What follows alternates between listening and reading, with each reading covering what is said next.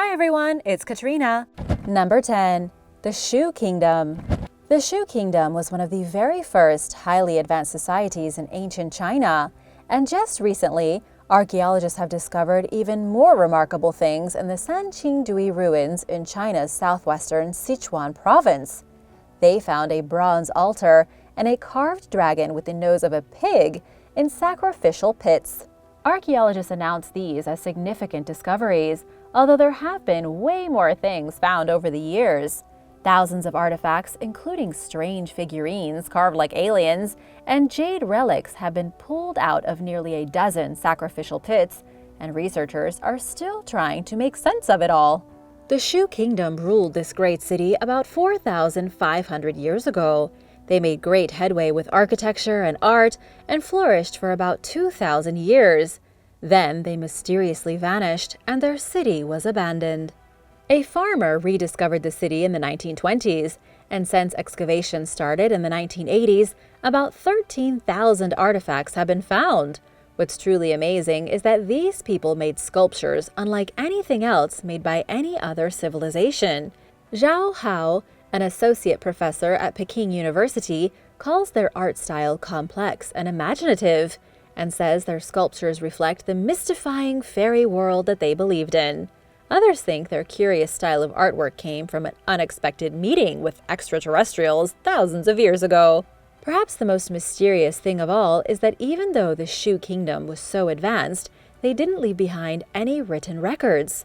We can only guess at what was happening in one of China's first great civilizations, up until they left 3,000 years ago. Some scholars believe it was an earthquake that caused them to abandon the city and move to Jinsha, where a new culture emerged. Number 9. The people of the canyon. The Grand Canyon is 277 miles long and up to 18 miles wide in some places. It's arguably the most beautiful and exotic place in all of the United States. And according to some, it was also once home to a secret underground civilization. We don't actually have any proof that this civilization exists, other than a vague report in a newspaper from 1909. An explorer and anthropologist who supposedly worked for the Smithsonian Institution, a man by the name of G.E. Kincaid, discovered a group of strange caverns through an almost inaccessible entrance located halfway up a canyon wall. Inside the cavern was evidence of an ancient society: statues made of stone, granaries full of seeds, copper weaponry, and enough space to fit about 50,000 people. Even stranger is the fact that the artifacts didn't appear to match anything on record. They looked nothing like artifacts left behind by the native Hopi Indians who have lived in the area for thousands of years. The explorers reported that the objects appeared to be Egyptian or even Tibetan, but there is no evidence the Egyptians ever made it to North America. Plus, why would they have lived in this small cave and not gone out into the actual canyon lands? It's a huge mystery and one that has never been solved. The Smithsonian Institution has no record of Kincaid, nor do they support the idea of Egyptian artifacts in the Grand Canyon. Most people believe it to be a hoax, a made-up story on par with Area 51 and its underground prison of aliens. Number 8. The Fianna. In Irish mythology, there is arguably nobody more important than Finn McCool. He may have been a real person, or maybe he wasn't. It's hard to tell with myths that are this old, but according to the stories that have been passed down from generation to generation, Finn was the first ruler and greatest of the Fianna, a group of tribal warriors who roamed from Ireland to the Isle of Man. These warriors hunted in large bands throughout the Iron Age and all the way into the early Middle Ages. They lived in the wild, hunted and raided small communities. They were basically like nomadic mercenaries. However, it's extremely difficult to separate fact from fiction here. There are thousands of tales of the Fianna, both fantastical and some more rooted in reality. Most scholars believe it was actually a rite of passage to join the Fianna, and one could only settle down and become a farmer after they had spent their youth pillaging. One thing that's for sure is that the Fianna existed in some capacity or another. We know they were raiding Britain at the end of Roman rule when the British Isle was plunged into chaos. And according to History of Ireland, written in the 17th century by Geoffrey Keating, The Fianna were actually respected by the nobility. During the winter months, British nobles would feed and house the Fianna in exchange for their warrior services.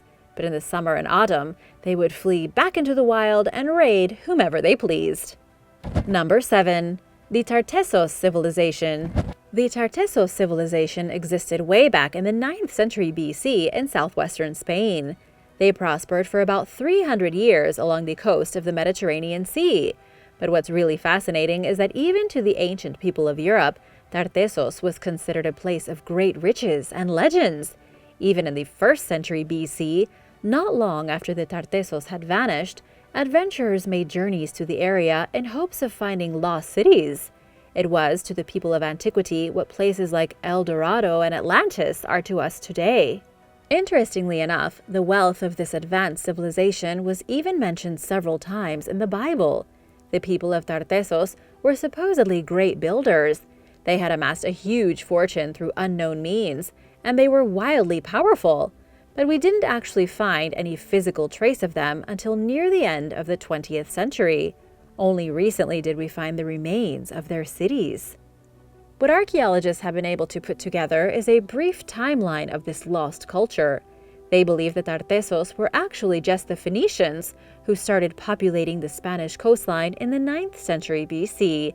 The mining was so good in the area that they traded precious metals across the world and became extremely wealthy. They became so wealthy that the region of Tartaros took on a legendary status, completely removed from the Phoenicians themselves. That being said, researchers do say there was likely an indigenous group living in the area, who very well may have been the real Tartaros culture, although they would have gotten rich along with the Phoenicians from trading. Everything started going downhill in the 6th century BC for unknown reasons.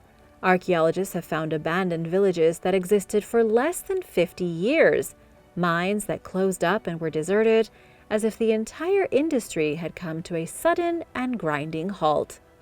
Number 6. The Ancient Persians.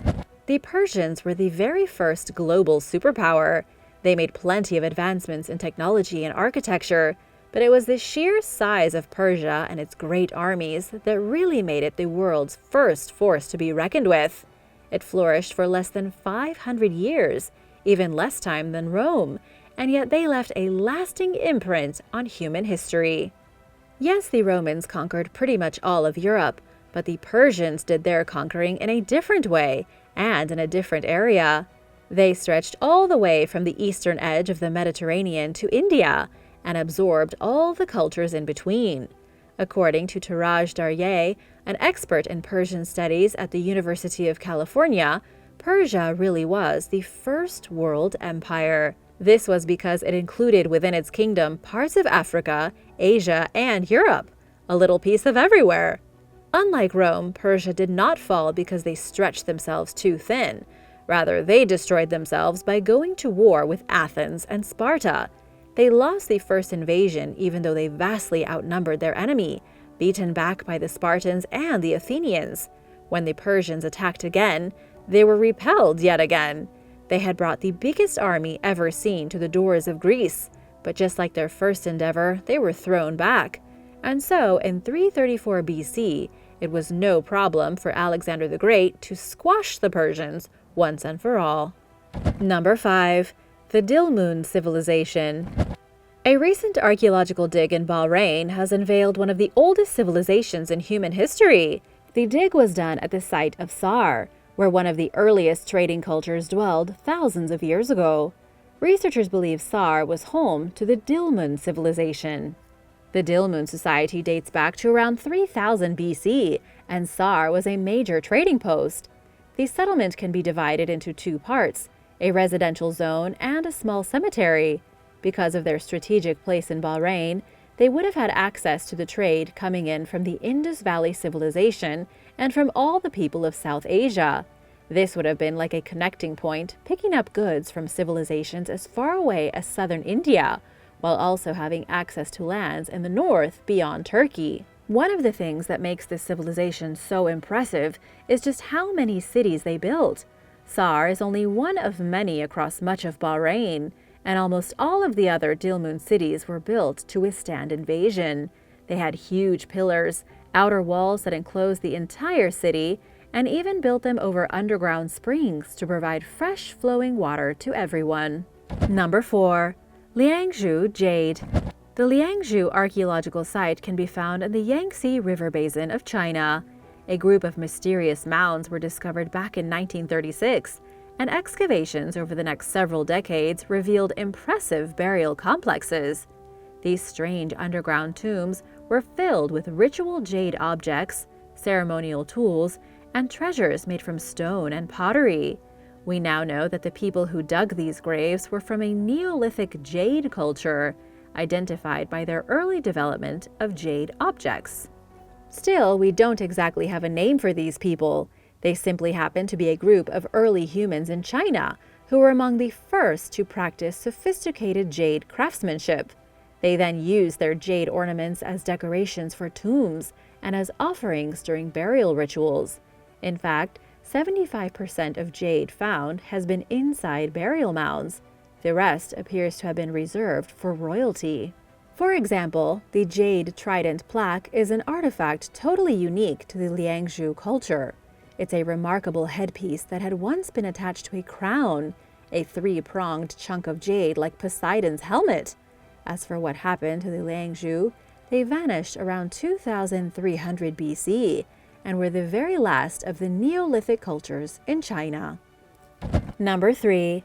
The Ancient Celts. The ancient Celts were the largest and most widespread group in ancient Europe. You probably hear the term Celt a lot, and it might make you think of Irish people or the British Celts from before the time of Christ. But in truth, the Celts were everywhere, from Britain to Russia. But the Celtic people never would have called themselves Celts. The name was given to them by the Greeks when they first came across people they took for barbarians in the year 540 BC. The Greeks called them Keltoi, and the name stuck for all the wild people outside of the Mediterranean region. Also, the Celts never shared a single kingdom or even a common goal. Instead, they were the most advanced collection of tribal chiefdoms in human history. There were hundreds upon hundreds of tribes across Europe, and although they didn't have a king and they didn't live in castles, they shared a single culture and a very distinct language. They were, for all intents and purposes, one people. This technically makes them the largest complex society in the ancient world. Number 2. The Salado. In the Tonto Basin in the United States, located in both Arizona and New Mexico, there was a great culture that flourished up until around 600 years ago. They were called the Salado culture, and they were around between 1200 and 1450 AD. Nobody knows exactly where they came from or where they went when they disappeared. That said, they were without a doubt the most advanced civilization to live in this dry and arid wasteland before Europeans. The Salado had very distinctive artwork. Their architecture was unlike anything else in the world, and their burial practices even separated them from the Anasazi. This is the biggest shock, since the Anasazi lived not too far away in Utah and on the other sides of Arizona and New Mexico. Yet the Salado and the Anasazi were wildly different, even with little land separating them. Humans were actually hunting mammoths in the Tonto Basin in 5000 BC, so the Salado definitely weren't the first people around. Also, indigenous groups built cliff dwellings here as far back as 3500 BC.